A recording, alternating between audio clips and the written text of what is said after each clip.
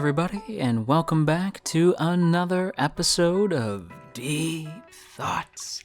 And today we're talking about Fruits Basket episode 22, Because I Was Happy. But hey, before we begin, I do want to say a quick thank you to those of you who shared last week's video over on Twitter, namely at JNTheo21, at Morgan Romero, and at DarkfirePlayer4. Thanks so much for sharing last week's video, you guys, and if you too would like to have your name shouted out in next week's Fruits Basket video, then be sure to share this video around on the internet and then tag me at JoJo Talks Too Much, and I will be sure to shout you out in next week's video. Now, with that said, I want to go ahead and dive right into this week's episode, and my goodness, to my surprise, it's another HANAJIMA episode, which is a bit of a surprise given that last week was mainly all about HANAJIMA as well as her brother Megumi, who is best boy, but we will get there. One of the biggest things I can take away from the episode is that while we get a good look at HANAJIMA's backstory, it was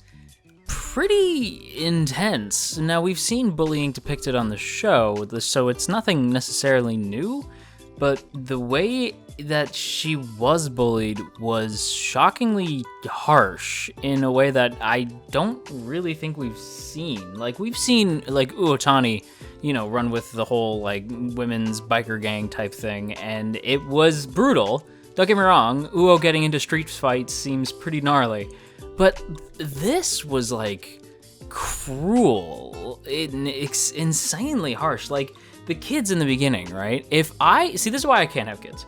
Because if I had found out that my son treated another kid like that, let alone a girl, like pushing her around, knocking her out of her chair and throwing food in her face, like I would have whooped that kid's ass to the moon and back. Like, oh my God, it just... And the fact that they're like, oh, and they're blaming Hana for this, and even the grandmother's like, what? The woman on the phone, the adult person on the phone, like this kid's mom told you that they're blaming Hana.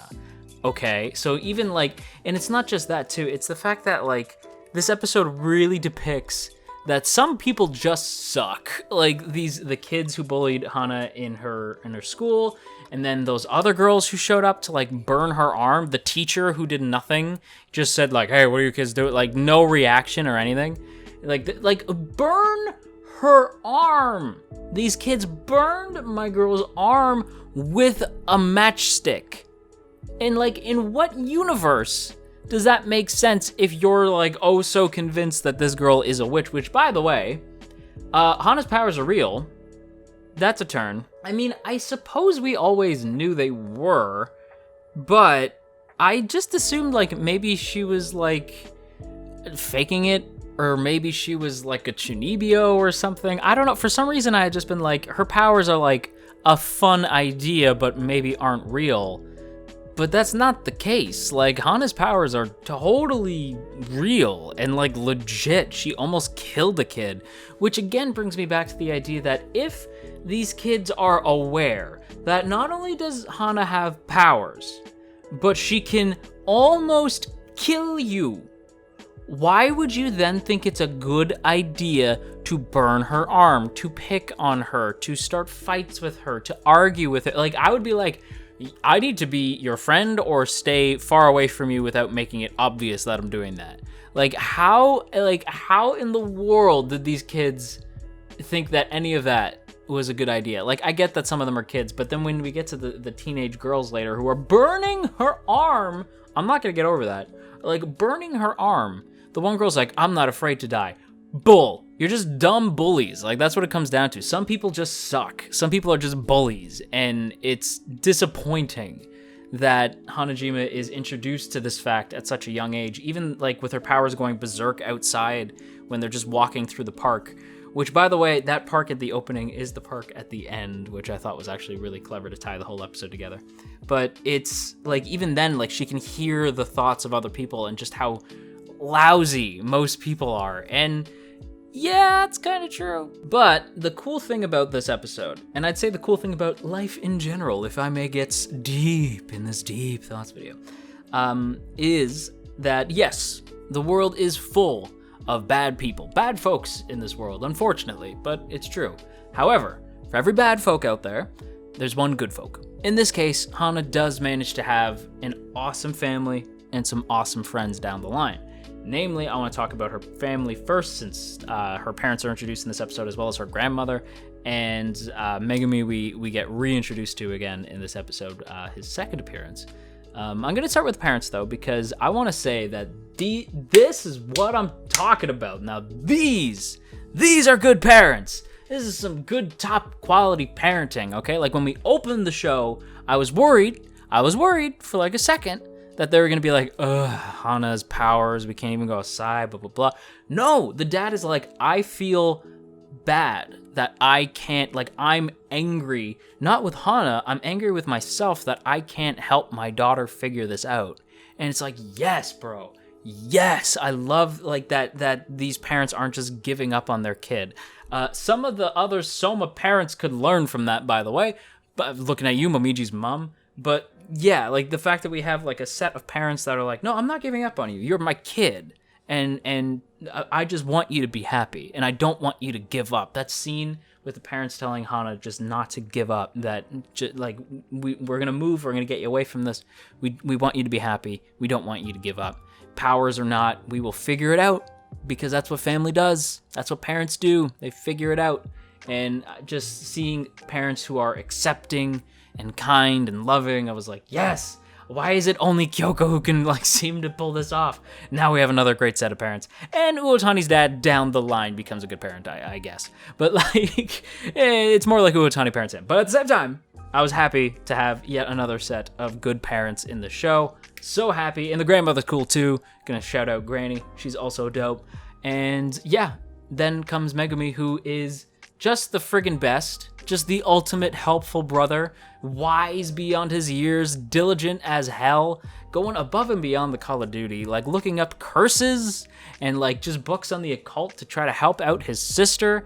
Even wearing black because his sister wears black, and we find out that that Hana is wearing black because she views it as part of her punishment, and her punishment is to be bullied because she knows that the cops can't prove that it's her powers. And such a good episode. Sorry, sometimes I just have to scream about how much I loved it. And this episode, it's such a good episode. Not flawless, mind you. It's not like amazingly perfect, nothing wrong with it. But it's just one of these like really solid episodes, and it's so good. And I haven't even gotten to Toru, Uo, and Hana's first meeting, and then the whole past revealed scene, and I don't even know where I'm gonna begin with that one. Okay, I'm just gonna quickly touch on the fact that the first meeting between these three is adorable, and I loved it. And I think that goes without saying. Now that I got that out of the way, let me talk about the scene where the girls confront Hana on her past.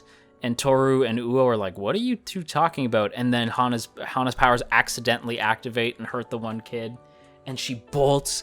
And oh my god, the mood in this scene is perfect. This scene, and this episode in general, is so well directed. Like, they sold me on the mood, the atmosphere, the cool colors that then are washed away by the sun. When Toru grabs Hana's hands and tells her she loves her, don't run away, we're friends, don't push us away. And Uo comes in saying the same thing, and then the sun comes in, and the cool colors become warm colors, and I just got goosebumps thinking about it. It's such a good scene, well directed, tense music that bleeds into this like beautiful soundtrack towards the end. I need to know the name of the track that plays in this scene because it's so good. And the sun comes back in, and just the acting in that scene, especially from the acting from Toru, is always great. Just like before we even see Toru in this episode, you hear her voice, and her voice alone brightens my mood as soon as I'm like, oh, there's Toru.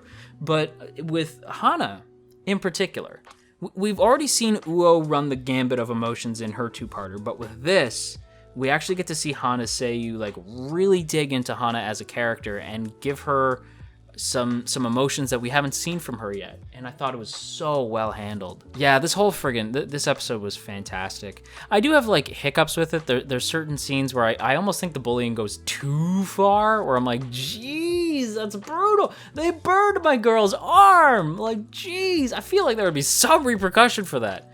But, I mean, at the same time, maybe that's, like, that is a huge nitpick. That's a real nitpick. The other nitpick I have is animation quality, in as much as that scene that I was talking about, right? The beautiful past revealed scene. There's a shot of Hana running that doesn't look quite right. It sort of looks kind of janky and funny, and it kind of pulled me out of the scene a little bit. And then there's just, you know, some elements that I'm like, oh, okay, like the shot composition, not that great. I could nitpick about it, but I'm assuming you guys don't want me to go on about that. Overall, though, I have to say I loved this episode. I loved getting the Uotani two-parter not that long ago, and now we got the Hana two-parter. Just, I'm digging that we actually get to have Toru's best friends get like a two-parter explaining their character backstory. The one thing Fruits Basket always nails is its characters, and seeing this other, like this added layer to Hana's character is awesome. But now comes the part of the video where I give this episode a rating. Now, I have changed up the rating system a bit. It's not an academic sort of grading system anymore, like B-, A+.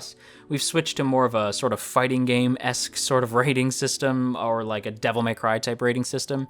So it goes from S rank at the tippity top to D rank at the bizzity bottom. With that said, though, I have to give this week's episode a strong rating of A. Very strong A. This was a really good episode. Now, with that said, everybody, before I go, as always, I have to give a big shout out to the good folks over on Patreon, namely those in the Earl Grey tier: Calvin Atkinson, Crowbar of Irony, Dominic, Urza, No For Nothing, Maria Teresa, Mirth Mouser, Nye, Omner Garamond, Opinionated Slime, Cell, Shadow Creative, Zipco Games, Somastan, Tristan, and Veridon. Thank you all so much for your continued support over on Patreon, and if you too would like to join the T Squadron, then by all means go ahead and check out the first link in the description.